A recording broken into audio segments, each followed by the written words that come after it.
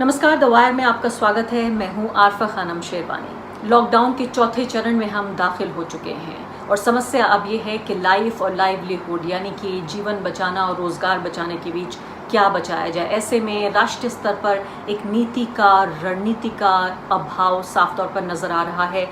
मोदी सरकार के इर्द गिर्द ऐसा लगता है कि एक अहंकार का पूरा एक घेरा है जिसमें वो अपने आलोचकों, एक्सपर्ट्स, पत्रकारों, विपक्ष किसी की आवाज़ नहीं सुनना चाहती है। और ऐसे में बार बार ये बताया जा रहा है कि इस लॉकडाउन के बावजूद भी नरेंद्र मोदी की अपनी निजी जो लोकप्रियता है वो भी बढ़ रही है। हम ये भी देख रहे हैं कि किस तरह से भाजपा 6 साल मोदी सरकार के उसका जश्न मना रही है, ऐसे वक्त में जबकि मजदूर इतनी गंभीर समस्याओं से जूझ रहे हैं, जहां उनके जान माल किसी भी चीज़ की कोई गारंटी नहीं है। किस तरह से इस पूरी रणनीति पर अमल किया जाए अगले आने वाले 2 महीने में, क्या कुछ ऐसी चीज़ें हैं जो हमारा इंतज़ार कर रही हैं। एक बेहद खास मेहमान हमारे साथ मौजूद हैं इस मुद्दे पर चर्चा के लिए। प्रशांत किशोर है मेरे साथ, जो कि जाने माने पॉलिटिकल स्ट्रेटेजिस्ट हैं, राजनीतिक रणनीतिकार हैं। नरेंद्र मोदी के साथ, भाजपा के साथ उन्होंने 2014 में काम किया और ये माना जाता है कि नरेंद्र मोदी की 2014 की कामयाबी के पीछे एक बड़ा हाथ उनका रहा या एक जिम्मेदारी उनकी भी है। और इसके अलावा वो राजनीति जानने के अलावा पब्लिक हेल्थ भी जानते हैं। यूनाइटेड नेशन में 8 साल उन्होंने पब्लिक हेल्थ के क्षेत्र में काम किया।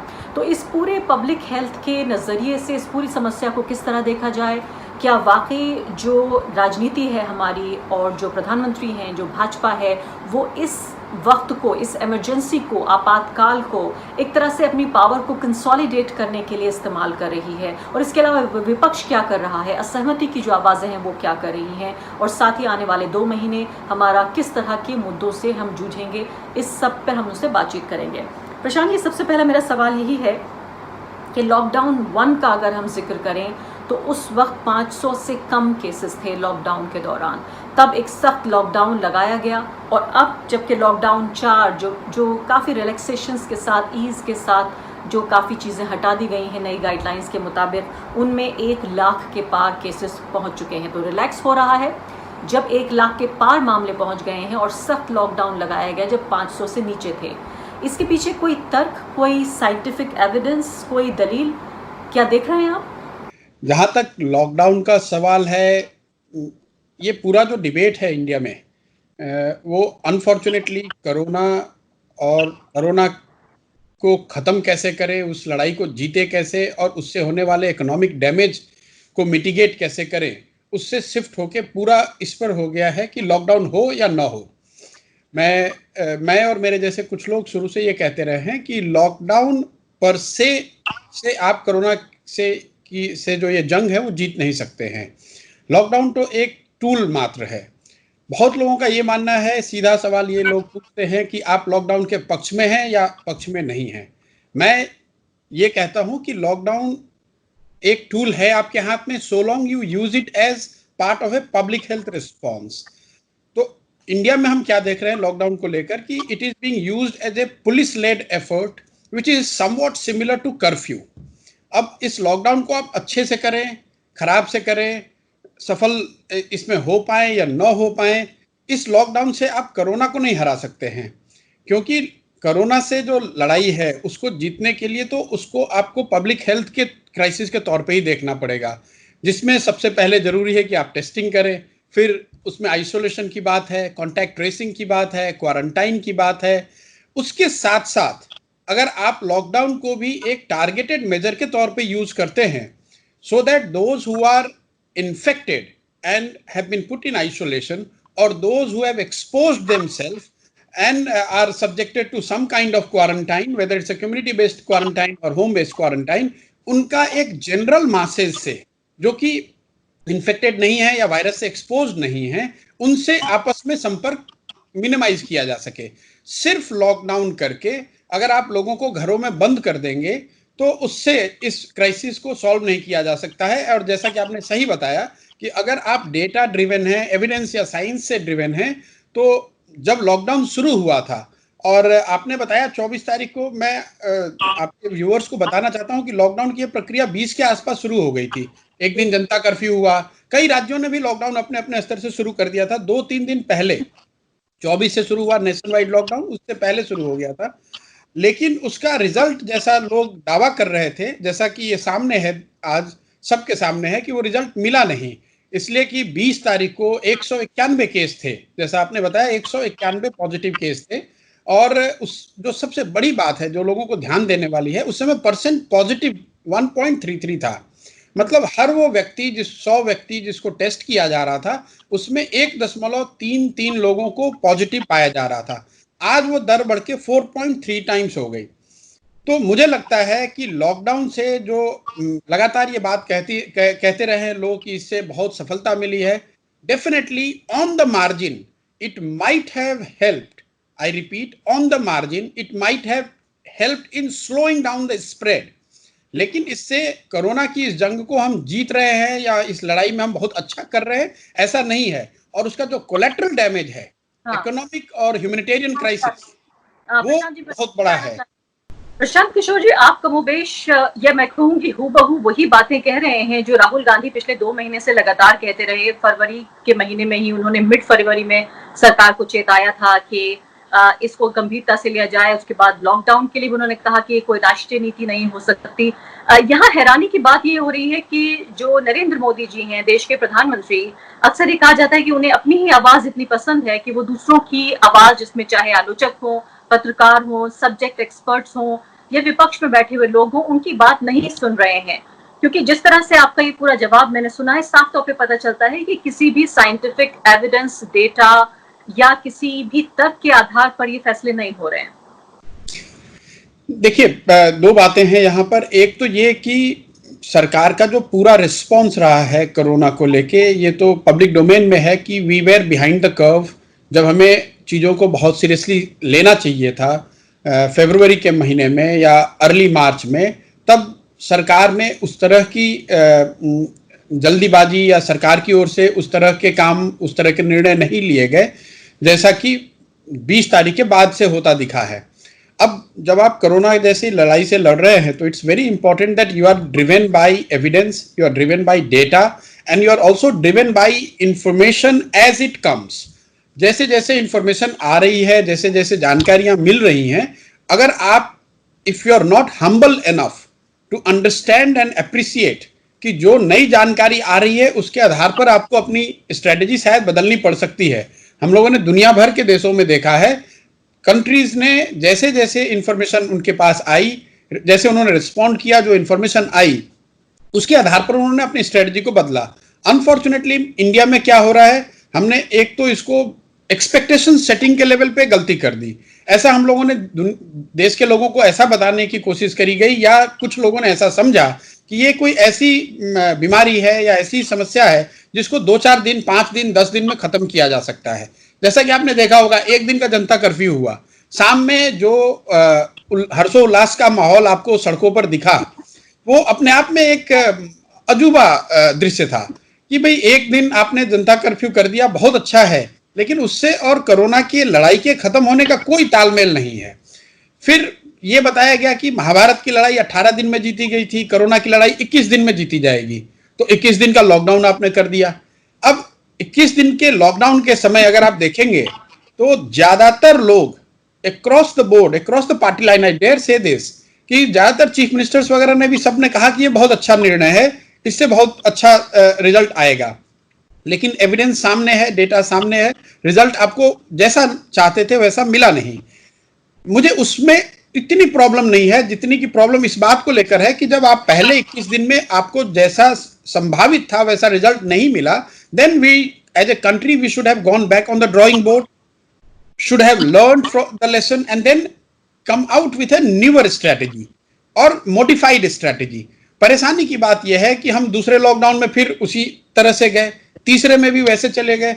मुझे ये परेशानी नहीं है कि आप 200 से बढ़ के आज 1 लाख हो गए, ये तो एक बड़ी परेशानी है, लेकिन उससे भी बड़ी परेशानी जो है, जो मुझे समझ में आ रही है कि आप 31 मई को भी इसी स्थिति में रहेंगे जब आपके पास कुछ ये पता नहीं रहेगा कि आगे इसको हमें डील कैसे करना है। और हर बार लॉकडाउन के वेरियस एस्पेक्ट्स को कम या ज्यादा करना, वो कोरोना से लड़ाई का उसका कोई, जैसा मैंने पहले प्रश्न के जवाब में बताया, उसका कोई सीधा लेना देना है ही नहीं। दुकानें खुल रही हैं कि नहीं खुल रही हैं, किस बस में कितने लोग बैठेंगे, कौन सी ट्रेन चलेगी और नहीं चलेगी, इसका सीधा सरोकार कोरोना से नहीं है, ये ऐड ऑन है। मुझे लगता है कि नई स्ट्रेटेजी जब भी बने, अगर बनती है तो उनको ये देखना है कि भाई हमें टेस्टिंग कैपेसिटी अपनी कैसे बढ़ानी है। क्या हमें फैसिलिटी बेस्ड सर्विलेंस सिस्टम बनाना पड़ेगा इस कंट्री में? क्या हमें कम्युनिटी बेस्ड रैंडम टेस्टिंग करनी पड़ेगी? अगर हम आइसोलेशन को लेकर कंट्री की पॉलिसी क्या है? Should we only go for isolation, hospital based isolation, or we are looking for options of home based isolation in the cases which are not severe? Debate इस पर होना चाहिए। यहां पर इंडिया में क्या है कि हम लोगों ने लॉकडाउन को ही एक पेनेशिया बना लिया है कि लॉकडाउन होता रहेगा तो उससे कोरोना खत्म हो जाएगा। मैं आपको दावे के साथ कह सकता हूं अपने लिमिटेड विजडम में कि आप चाहे लॉकडाउन जितने दिन करा लीजिए, उससे कोरोना खत्म नहीं होगा। तब तक खत्म नहीं होगा जब तक कि जिनको कोरोना है उनको हम टेस्ट करके आइडेंटिफाई न करें, जिनको पॉजिटिव है उनको आइसोलेट न किया जाए, जो इस पॉजिटिव लोगों से जिनका एक्सपोजर है उनको क्वारंटाइन में ना डाला जाए, और फिर टारगेटेड लॉकडाउन को उपयोग किया जाए ताकि वो जो लोग इस तरह वायरस से एक्सपोज्ड हैं या जिनको वायरस है उनसे और जनरल कम्युनिटी के बीच में एक दीवार खड़ी की जा सके। बजाय उसके आप लगातार लॉकडाउन किए जा रहे हैं और देश की सारी एनर्जी इस बात पर लगी हुई है कि लॉकडाउन का स्वरूप क्या हो। जी हाँ, बिल्कुल आप ठीक कह रहे हैं। और 31 मई नहीं, हम 31 अगस्त को भी यही खड़े होंगे अगर इसी तरह से लॉकडाउन आगे बढ़ाते रहेंगे। बल्कि जो स्टडीज हैं वो आ रही हैं, वो ये कह रही हैं कि जो पीक करने की बात थी, मई में पीक होना था, वो लगता है अब शिफ्ट होके सिर्फ हमने उसे शिफ्ट कर दिया है कि अगस्त तक जो है वो पीक करेगा, तब जाके केसेस होंगे। पूरी दुनिया में हो सकता है कि हमारे यहाँ भारत में सबसे ज्यादा केसेस हुए हैं, जिसमें आबादी भी एक बड़ी वजह है और जिस तरह से हमने इसको मिसमैनेज किया है। श्याम किशोर जी, मैं आपसे ये जानना चाहती हूँ कि राजनीति के स्तर पर, नीति निर्धारण के स्तर पर पिछले 2 महीने में साफ तौर पर गलतियां हुई हैं सरकार से। जिसको बेसिक साइंस आता है, जिसको बेसिक मैथ्स आता है और जिसको बेसिक पॉलिटिक्स भी आती है, वो ये अच्छी तरह बता सकता है कि हमने गलतियां की हैं, गलतियां नहीं की हैं बल्कि ब्लंडर जिसे कहते हैं, घोर गलतियां की। क्या हम ये उम्मीद कर सकते हैं कि हमारे देश की सरकार, देश के प्रधानमंत्री जनता से माफी मांगे या ये कहें कि हमसे अब तक भूल हुई समस्या को समझने में? लेकिन आज 19 मई के दिन मैं बैठ रहा हूं तमाम चीफ मिनिस्टर्स के साथ, एक्सपर्ट्स के साथ, और बैठ के अब हम ये तय करेंगे कि 130 करोड़ लोग बीमारी से भी कैसे बचेंगे और वो भूखे भी ना मरें। तो लाइफ और लाइवलीहुड, इन दोनों का जो एक बैलेंस है वो बनाया जा सके। देखिए, कौन किसके साथ बैठेगा और किस विषय पर निर्णय लेगा, माफी मांगने की बात तो बहुत आगे की है। सबसे बड़ी बात है कि जब तक आप ये स्वीकार नहीं करेंगे कि आप किसी बड़ी समस्या से डील कर रहे हैं, तब तक उसके सॉल्यूशन की कोई संभावना ही नहीं बनती है। अगर कोई परेशानी इस सरकार के नीति में मैं देखता हूं तो वो ये है कि हम ये मानने को तैयार ही नहीं है कि समस्या बड़ी है और उस समस्या से अब तक जो किया गया है वो हमें वो रिजल्ट नहीं दे रहा है जिसकी की अपेक्षा रखी जा रही थी। अभी भी आप इस बात को ही जबरदस्ती समझाने की कोशिश कर रहे हैं कि दूसरे देशों के मुकाबले हम लोग इस इंडिकेटर पे बेहतर हैं, अगर नहीं करते तो ऐसा होता, तो कैसा होता। ये बेकार की बातें हैं। मैं आपको बताऊं, जितने लोग डेटा दिखा रहे हैं, जैसा आपने कहा, आपको कोई एपिडेमियोलॉजिस्ट और पब्लिक हेल्थ एक्सपर्ट नहीं होना है, कोई आपको डेटा साइंटिस्ट नहीं होना चाहिए। 4 चीजों का अगर आप ध्यान रखें कि भैया टेस्टिंग कितनी हो रही है देश में कोरोना को लेकर, टेस्टिंग के मामले में मैं आप ऑन रिकॉर्ड बताना चाह रहा हूं, आज हम लोग जो G20 हैं, आज भी हम लोग उसमें 18वें नंबर पर हैं। तो 60 दिन हमने टेस्टिंग अपनी बढ़ाई इन ग्रॉस टर्म्स, लेकिन जितनी बढ़ानी चाहिए थी वो बढ़ाया नहीं। दूसरा, परसेंट पॉजिटिव, जितने लोगों को टेस्ट कर रहे हैं उतने में उसमें कितने लोगों को कोरोना पॉजिटिव पाया जा रहा है, वो करीब करीब 4 गुना पिछले 50 दिनों में वो बढ़ा हुआ है। तीसरा इंडिकेटर जो है कि जितने लोगों को पॉजिटिव हो रहा है, जितने लोगों को कोरोना हो रहा है, उसमें से कितने लोगों की अनफॉर्चुनेट मृत्यु हो रही है, वो प्रतिशत आज 3.2% है। और चौथी बात जो है कि कितने डिस्ट्रिक्ट में इसका स्प्रेड है। जब लॉकडाउन शुरू हुआ था तो करीब 61 डिस्ट्रिक्ट से कोरोना के केस बताए जा रहे थे, अभी वो संख्या बढ़कर करीब करीब 600 डिस्ट्रिक्ट की हो गई है। अब जियोग्राफिकल स्प्रेड आपका बढ़ता जा रहा है, केस लोड बढ़ता जा रहा है, फेटेलिटी बढ़ती जा रही है। तो आप चाहे जितने तरह के ग्राफ बनाकर लोगों को भ्रम फैलाते रहेंगे, तो लोग को भ्रम फैलाएंगे वो तो एक बात है, उसकी बड़ी कीमत यह है कि आप स्वयं ये स्वीकार ही नहीं कर रहे हैं कि हमारी ये समस्या को हम टैकल नहीं कर पा रहे हैं, और जब तक आप वो करेंगे नहीं तब तक कोई इसका करेक्टिव मेजर होगा नहीं। वो देश के लिए बड़ी चिंता की बात है। And I dare say I see a real catastrophe, we are looking at a real catastrophe, possibility of a real catastrophe, because एक तो पब्लिक हेल्थ की जो समस्या थी वो सॉल्व हुई नहीं, और ये जो पूरा इकोनॉमिक मिसमैनेजमेंट और माइग्रेंट का जो इशू खड़ा हो गया, जिसको कंप्लीटली सरकार ने 2 महीने इग्नोर किया, we have also added on an a big humanitarian crisis. और अब जब आपने 50-60 दिन के बाद लोगों को कुछ हद तक आना जाना आपने ओके कर दिया, आपने अलाउ कर दिया, तो अब आप ये कर रहे हैं कि पहले जो लोग इन्फेक्टेड नहीं थे, पहले तो 60 दिन तक आपने उसको एक हाई रिस्क सेटिंग में एक्सपोज किया वायरस स्प्रेड को लेकर। जब उनमें से कई लोगों को वायरस स्प्रेड हो गया, तो अब आप उनको अलाउ कर रहे हैं कि आप देश के हर कोने में जहां से आए हैं वहां चले जाइए। So effectively now you are exposing the rural India, which until now has been by and large relatively has been reporting very less number of cases.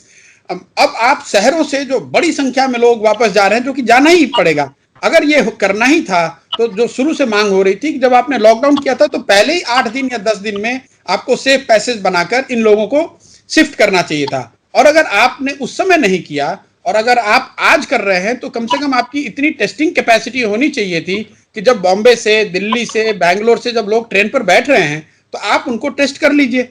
जब तक वो कलकत्ता, पटना, लखनऊ पहुंचेंगे तब तक आप वहां से सूचित कर सकते हैं कि इस ट्रेन में बैठे हुए 1200-1500 लोगों में 6 लोगों को कोरोना पॉजिटिव है, उसको सरकार वहां से उतार सकती है। आपने वो किया नहीं। अब क्या हो रहा है, लोग, आप एक बार को बसों से, ट्रक से, रोड से जो आ रहे हैं उनकी तो कोई गिनती नहीं है। ट्रेन से भी जो बंदा आ रहा है, 1250-1500 लोग आ रहे हैं, और वो आ कहां से रहे हैं? इंडस्ट्रियल बेल्ट से आ रहे हैं, जहां पर शहरों में जहां सबसे ज्यादा कोरोना की महामारी फैली हुई वहां से आ रहे हैं। और पिछले 50 दिन तक उन्होंने क्राउड में खाने के लिए, टिकट के लिए, साधन के लिए अपने आप को पूरी तरह से एक्सपोज किया है वहां के जो सेटिंग है उसको। अब आप उसको वापस भेज रहे हैं उन एरियाज में जहां पर कोरोना है नहीं अभी, या बहुत कम है। तो आप तो दोनों ओर से मर गया आदमी।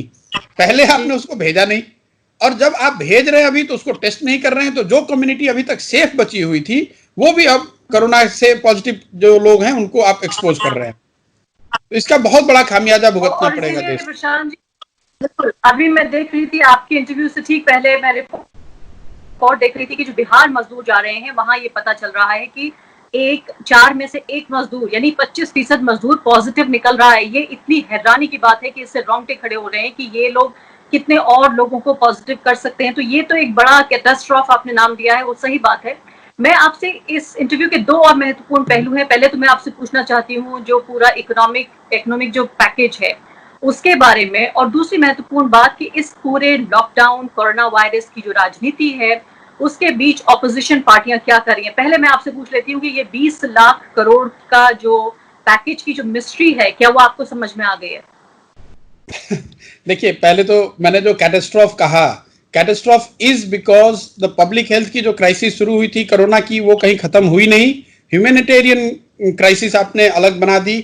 दोनों को मिला देने के बाद अगर आप देखेंगे तो देश में कोरोना से जो त्रासदी देश झेल रही है या झेलने की जिसकी संभावना है वो तो है ही।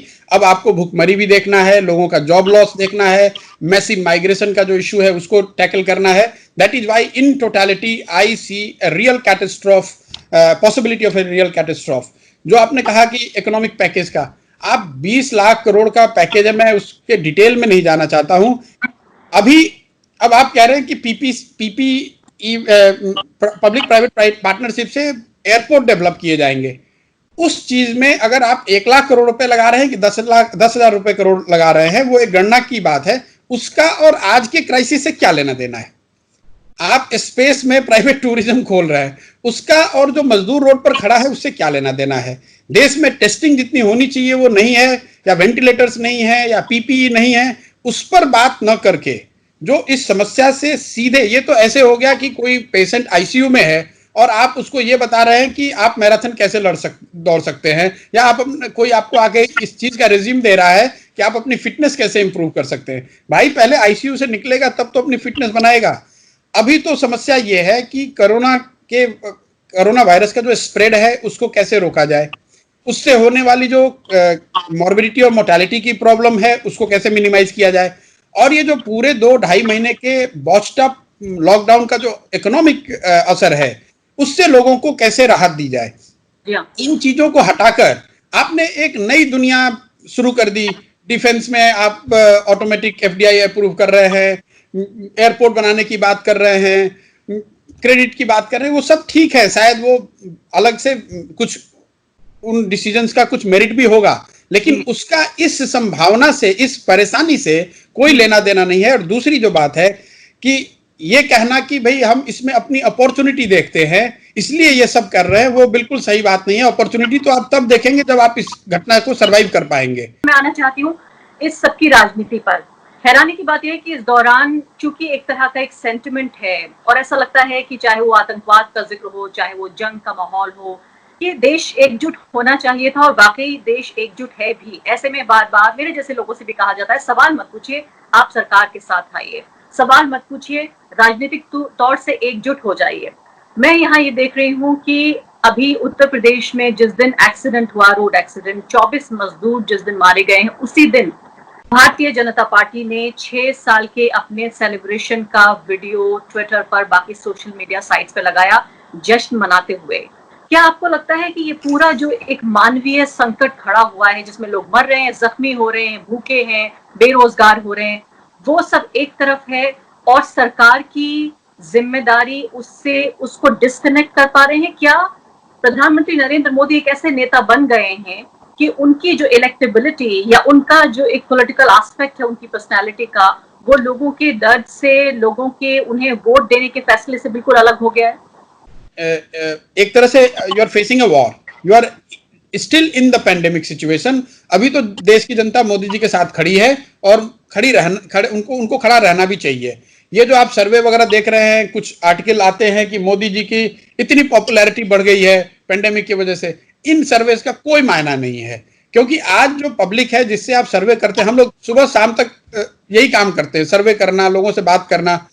मेरा अपना ओपिनियन यह है कि अगर आप जाकर आज किसी से बात करेंगे तो वो उसके दिमाग में ये बात ही नहीं है अभी कि मैं मोदी जी का आकलन करूं, कि राहुल जी का आकलन करूं, कि नीतीश कुमार का आकलन करूं।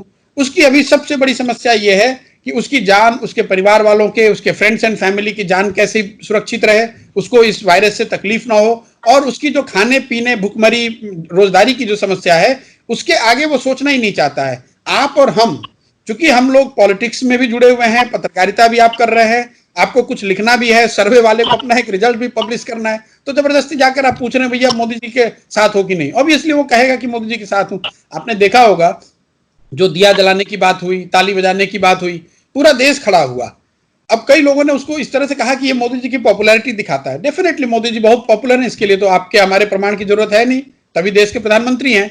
लेकिन लोग दिया सिर्फ मोदी जी की बात सुनकर कर रहे हैं ऐसी बात नहीं है, वो देश के प्रधानमंत्री की बात सुनकर कर रहे हैं। वो एक ऐसे क्राइसिस में जिसमें सारे लोग और बहुत हद तक एक बड़ी संख्या में लोग डरे हुए हैं, एंक्शस हैं, उससे बचने के लिए कर रहे हैं। It's a combination of thing. जिसने भी दिया जलाया वो मोदी जी का एकदम भारी सपोर्टर है, ये मानना मुझे लगता है कि थोड़ा सा नाइव होगा। ऐसा नहीं है। इस चीज का जो है कि लोग कितने मोदी जी के साथ हैं, ये जब घटना पूरी निकल जाएगी तब लोग बैठ के इसका मूल्यांकन करेंगे, उसके बाद ही कोई पॉलिटिकल इसका इम्प्लीकेशन सही मायने में एसेस करके बताया जा सकता है। बात ठीक है आपकी, लेकिन मैं कह रही हूँ अभी चुनाव 4 साल दूर है, चुनाव के बारे में अभी कोई बात भी नहीं कर रहा है। और शायद ये बहुत ही शर्मनाक होगा कि इतने बड़े पैंडेमिक के वक्त में, जब लोगों की जिंदगी, रोजगार, सब कुछ दांव पे लगा है, हम सिर्फ चुनाव के बारे में सोचें। लेकिन मैं आपसे ये जानना चाहती हूँ, कल ही मेरे एक ब्यूरोक्रेट दोस्त है, उनसे बात हो रही थी, वो नहीं चाहते कि उनका नाम सामने आए। उन्होंने कहा कि स्टेट गवर्नमेंट्स जो हैं उनको तो लोग अभी भी आरोपित कर रहे हैं कि उनकी वजह से उन्हें परेशानी हो रही है, उनकी नाकामी की वजह से ऐसा हो रहा है। लेकिन नरेंद्र मोदी जी के बारे में अभी भी आम जनता सुनने को तैयार नहीं है। उनका ये कहना था कि अगर 2 महीने बाद भी चुनाव हो जाए ऐसे ही हालात में जैसे अभी हालात हो रहे हैं, तब भी नरेंद्र मोदी दोबारा जीत सकते हैं।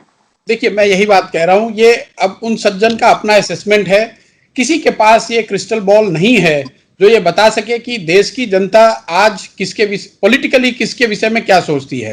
एक सिंपल जो कॉमन सेंस है कि जो लोग भी सत्ता में हैं, चाहे वो केंद्र में हो या राज्य में हो, अगर इस पेंडेमिक से जो होने वाला नुकसान है हेल्थ के टर्म्स में, आर्थिक या उससे कोलेटरल डैमेज जो भी होना है, अगर डैमेज बड़ा हुआ, जितना अभी तक क्षति हुई है या जितना दिख रहा है इससे अगर ज्यादा क्षति हुई, तो निश्चित तौर पर जो लोग भी आज रूल कर रहे हैं उसको इसका खामियाजा भुगतना पड़ेगा। मेक नो मिस्टेक, कोई असेसमेंट, कोई सर्वे जो भी लोग कर रहे हैं ये उनकी अपनी समझ हो सकती है। ऐसा हो नहीं सकता है कि देश में कोई बहुत बड़ी त्रासदी हो जाए, उसमें सरकारें अब वो जो उनको करना चाहिए था वो न करें और फिर भी जनता उसको गंभीरता से न ले। जहां तक ये सवाल है कि आप अपने ऑफिस में बैठ के या कुछ लोगों से बात करके या कुछ 1000, 2000, 50,000 लोगों से सर्वे करके ये बता रहे हैं कि किसकी पॉपुलैरिटी कितनी है, तो आपने जैसा ठीक कहा, अभी चुनाव तो होने वाला नहीं है, ना कोई चुनाव हो रहा है, तो अभी उन बातों का कोई मतलब नहीं है। जो लोग भी वो सर्वे वगैरह दिखा रहे हैं वो उनका अपना वेस्टेड इंटरेस्ट हो सकता है। कोई भी हम लोग जो बात करते हैं, मैं भी बहुत लोगों से, हम लोग अपने सिस्टम के थ्रू भी बात करते हैं, आप किसी से बात कीजिए तो यही कहता है कि सर अभी तो पॉलिटिक्स का क्या बात करें, अभी तो ये समस्या है कि ये कोरोना से कैसे बचाया जाए। तो बड़ा सवाल अब आगे पैदा हो रहा है कि जिस तरह से हम ये देख रहे हैं कि पैंडेमिक का पूरा लॉकडाउन को एक्सप्लॉइट करके जो विरोधी लोग हैं, जो असहमति की आवाजें हैं, उनको दबाने की जो कोशिश हो रही है, साफ तौर पर ऐसा लग रहा है कि जैसे एक लोकतंत्र जो है वो अपने आप को अबेंडन कर रहा है, तानाशाही की तरफ बढ़ते हुए कदम लगातार नजर आ रहे हैं। और सरकारों को तो ये सूट करता है कि लॉकडाउन जो है वो जितना लंबा चाहे लगा दिया जाए, जो राइट्स हैं उन्हें सप्रेस कर दिया जाए, जो फ्रीडम्स हैं उन्हें कमजोर कर दिया जाए। मैं खासकर जिक्र करना चाहती हूँ उन लोगों का, उन पत्रकारों का जिनके ऊपर हमला हो रहा है, उन खासकर जो एक्टिविस्ट जो एनटीसीए एनआरसी प्रोटेस्ट में शामिल रहे, जिनको दिल्ली दंगों में शामिल बताकर उनके ऊपर आतंक विरोधी कानून लगाए जा रहे हैं। इस सबको आप कैसे देखते हैं? क्या ये बदले की राजनीति है? नहीं, देखिए, एक जो ट्रेंड है, जो एक सेक्शन ऑफ सोसाइटी को यहाँ लगता है कि freedom of speech, freedom of choice, इस देश में हम उस दिशा में बढ़ रहे हैं जिसमें कि थोड़ा सा इन चीज़ों को कॉम्प्रोमाइज किया जा रहा है, उसका इस पेंडेमिक से, इस सिचुएशन से कोई लेना देना नहीं है। जो ये फियर है कि पेंडेमिक की आड़ में कुछ ऐसी शक्तियां, कुछ ऐसी पावर सेंट्रल गवर्नमेंट के पास या सरकारों के पास आ जाएंगी जिसका कि वो दुरुपयोग कर सकते हैं, वो उसको मैं आज उसको बहुत बड़ा खतरा नहीं मानता हूं। ये देश बहुत बड़ा है और इतनी ताकत है लोगों के पास कि वो इससे डील कर सकते हैं। थोड़ी बहुत अपवाद की घटनाएं इधर उधर हो सकती हैं पेंडेमिक अब, और उसका खामियाजा निचले स्तर पे लोगों को तो भुगतना पड़ रहा है। जैसे पुलिस को जितने पावर अभी मिले हुए हैं, स्वाभाविक है, हम लोग रोज एक घटना देखते हैं, रोज वीडियो देखते हैं, रोज कहानियां छप रही हैं कि कैसे जो गरीब लोग हैं किसी के घर में घुस के मार दिया, किसी की सब्जी के ठेले को उलट दिया, किसी को बच्चे को मार दिया। लेकिन उसको मैं एक सिस्टेमिक रिस्क के तौर पे नहीं देखता हूं। मैं ऐसा नहीं कहूंगा कि हम लोग तानाशाही की तरफ बढ़ रहे हैं या कोई सिस्टम पे बहुत बड़ा खतरा है, वो मैं नहीं देखता हूं। और definitely not in the context of this pandemic. जहां तक क्या सरकार इसका उपयोग करके उन चीजों को कर रही है, आप उसमें डिबेट हो सकता है। संभव है कि सरकार कुछ ज्यादा अधिकार चाहती है क्योंकि उनको पेंडेमिक में कुछ चीजों को एग्जीक्यूट करने के लिए ज्यादा अधिकार की जरूरत भी है, लेकिन अभी मुझे ऐसा नहीं लगता है कि इसको लेकर कोई बड़ा सिस्टेमिक रिस्क सामने है। प्रशांत जी, क्योंकि देखिए कोई प्रोटेस्ट नहीं हो सकता, आप जिसको चाहे गिरफ्तार कर लें, अदालतें फंक्शन नहीं कर रही हैं, उस तरह से कोई भी जो है सरकार को उसका खमियाजा भुगतने का जो है वो कोई डर नहीं है, इसलिए इसको एक्सप्लॉइट करने की जो आशंका है वो बढ़ जाती है। दूसरी बड़ी बात ये भी है, हमने पुलिस राज का तो जिक्र किया, लेकिन लाइसेंस राज भी बढ़ रहा है। आप ये देखिए कि वही लाइसेंस राज, यानी किसकी दुकान खुलेगी नहीं खुलेगी, किसके साथ क्या होगा, ये सब कुछ जो है वो पुलिस वाले, ब्यूरोक्रेट्स, डीएम ये सब तय करेंगे। तो क्या इससे रिश्वतखोरी, करप्शन ये सब नहीं बढ़ेगा? ये वैलिड कंसर्न है। कई लोगों ने इस पर लिखा भी है कि ये आप पुलिस राज बना रहे हैं या लाइसेंस राज की ओर जा रहे हैं। और जिन लोगों का ये एप्रीहेंशन है, उनका ये मानना है, तर्क ये है कि जो पेंडेमिक या इमरजेंसी सिचुएशन में सरकारें एक बार जो पावर अपने हाथ में ले लेती हैं उसको वो गिव अप नहीं करती हैं। तो लोगों का डर ये है कि जब पेंडेमिक खत्म भी होगा तो शायद ये वापस रिवर्स ना हो। तो इसलिए मैं ये कह रहा हूं कि उसकी कुछ ऑपरेशनल इफेक्ट तो हम लोग देख रहे हैं, लेकिन उसको अभी एक्सट्रापोलेट करके ये कहना कि ये सिस्टेमिक रिस्क बन गया है, वो थोड़ा सा अभी मुझे लगता है कि it will be stretching it too far. अभी मैं इसको यही देखूंगा कि ऑपरेशनल तौर पे कुछ राइट्स जो राइट्स हैं सिटीजन्स के, उसको सरकार ने अपने हाथ में लिया है, उसका कुछ खामियाजा एटलीस्ट निचले स्तर पे जो लोग हैं उनको भुगतना भी पड़ रहा है, जो सही नहीं है। लेकिन again I repeat, I do not see this as a systemic risk on democracy per se. आखिरी दो सवाल प्रशांत जी। एक सवाल तो ये कि स्वास्थ्य के अगर सिर्फ नजरिए से हम देखने की कोशिश करें तो अभी कोरोना वायरस की जो भारत में स्थिति है, जितना उसका स्प्रेड हो चुका है, जो हमारी रणनीति है, अगले 2 महीने में आप भारत को कहाँ जाते हुए देख रहे हैं? मैंने उस पर कहा, मैं उसको रिपीट करना चाहता हूं कि I really see I see a real chance of catastrophe with regard to corona because we have messed up as far as the health crisis called corona is concerned. उसके साथ साथ जो हम लोगों ने इसको ह्यूमैनिटेरियन क्राइसिस में बदल दिया है पिछले 50-60 दिनों के एक्शन और इनएक्शन की वजह से, ये कॉम्बिनेशन जो है it is very very risky. I dare say we are heading for a very very tough times. जी, दूसरा बड़ा सवाल जो कि एक लोकतंत्र के स्वास्थ्य के लिए, हम लोगों की बात कर रहे हैं, लोगों के स्वास्थ्य के अलावा लोकतंत्र के स्वास्थ्य के लिए ये बहुत जरूरी है कि पत्रकार सवाल पूछते रहें, ये बहुत जरूरी है कि ऑपोजिशन जो है एक चेक एंड बैलेंस रखता रहे, ये बहुत जरूरी है कि सामाजिक कार्यकर्ता जो एक्टिविस्ट हैं वो अपने कंसर्न्स उठाते रहें और किसी को भी, किसी भी सरकार को, किसी भी पॉलिटिकल पार्टी को, पॉलिटिशियन को एब्सोल्यूट पावर ना मिले। लेकिन कोरोना जितना लंबा खिंचता जा रहा है, लॉकडाउन जितना लंबा खिंचता जा रहा है, क्या आपको नहीं लगता कि ये भी एक खतरे का साइन है कि पावर कंसोलिडेट हो रही है एक पार्टी, एक सरकार, एक व्यक्ति के भीतर, और एक डेमोक्रेटिक जो टेम्परामेंट है हमारी सोसाइटी का वो भी कमजोर हो रहा है? नहीं, फिर मैं इस बात को फिर उसी तरह से आंसर करूंगा कि डेमोक्रेसी को लेकर जो ये एप्रीहेंशंस हैं, इसका इस पेंडेमिक से कोई लेना देना नहीं है। ये सीए एनआरसी के दौरान भी आपको दिखा, उससे पहले भी दिखा कि देश में विपक्ष इतना मजबूत नहीं है जितना होना चाहिए, ऐसा कई लोगों को लगता है। कई लोगों को लगता है कि ये वन पार्टी सिस्टम हो गया है। लेकिन आप पिछले 4-5 साल में आपने देखा ये प्रयास और ये जो आपस के जो द्वंद्व हैं ये चलते रहते हैं। इतना आसान नहीं है इस देश को पूरा स्ट्रीम रोल कर देना, तानाशाही एस्टेब्लिश कर लेना। चाहे आप कितने भी पॉपुलर लीडर हो, कितनी भी पॉपुलर सरकार हो, उसको लोगों को साथ में लेकर चलना ही पड़ता है। विपक्षी पार्टी कमजोर हो सकती है, विपक्ष इस देश में कमजोर नहीं होता है। मैं एक डेटा से आपको इसको बताऊंगा और इस बात को हम लोग खत्म करेंगे कि इस देश में कोई भी नेशनल पार्टी आज तक स्वतंत्र भारत के इतिहास में 50% वोट नहीं ले पाई है, कोई भी पार्टी। ये दिखाता है कि किसी भी ऑन एनी गिवन डे और ईयर और month no party has got more than 50% vote, meaning there has always been more people who are opposed to you, your idea, your narrative, your proposition than those who are in support of you. तो इस देश का विपक्ष कभी खत्म नहीं हो सकता है और होना भी नहीं चाहिए। वो देश की ताकत है, लोकतंत्र की ताकत है। जब तक वो बनी हुई है इस देश में कोई बहुत बड़ा सिस्टेमिक रिस्क मैं नहीं देखता हूं। टेम्पररी तौर पे कुछ चीजें ऊपर नीचे हो सकती हैं, लेकिन सिस्टमिक तरीके से एक कोई नई व्यवस्था बन जाएगी ऐसा मैं नहीं देखता हूं। प्रशांत जी, आखिरी सवाल कि आपके जैसा ज़हीन बुद्धिमान व्यक्ति हमारे देश की राजनीति, मैं खुद ही पर्सनली चाहूंगी कि आप जो है इसका हिस्सा रहें। क्या आप जो है वो हाथ जला के वापस आ चुके हैं, फिर से एक पॉलिटिकल स्ट्रेटेजिस्ट बन गए हैं, या अभी भी जो नेता बनने का, सियासत का एक एक्टिव पार्ट बनने का सपना जिंदा है? नहीं, मैं पॉलिटिशियन ही हूं और ये जो स्ट्रेटेजिस्ट वर्ड है ये तो मीडिया ने या जो लोग बाहर से ऑब्जर्व करते हैं उनको ऐसा लगता है। मैं अपने आप को राजनीतिक सहयोगी ही मानता हूं, जिनके साथ भी मैं काम करता हूं। कोई स्ट्रेटेजिस्ट वाली बात है नहीं। और बिहार के, चूंकि मेरा दायरा छोटा है, मैं इतना बड़ा नाम हूं नहीं, मैं इतने बड़े कोई, मेरी कोई पेडिग्री, मेरा कोई इनहेरिटेंस है नहीं, तो बिहार के संदर्भ में मैं वहां पर जो कर सकता हूं as a political activist, as a political leader, वो कर रहे हैं। और बाहर, दूसरे बिहार के बाहर जहां पर भी मैं पॉलिटिकल एड, राजनीतिक सहायक के तौर पे जिनके साथ जुड़कर,